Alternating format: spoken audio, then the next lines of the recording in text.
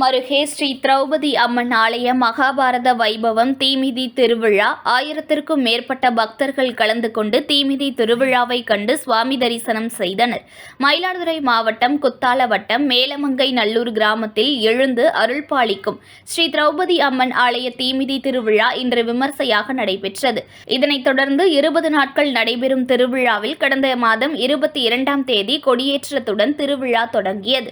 இந்த விழாவில் மகாபாரத்தில் நடைபெறும் கதையை சித்தரிக்கும் வகையில் நாட்டுப்புற கலைஞர் கொண்டு திரௌபதி அம்மன் நாடகம் துவங்கியது.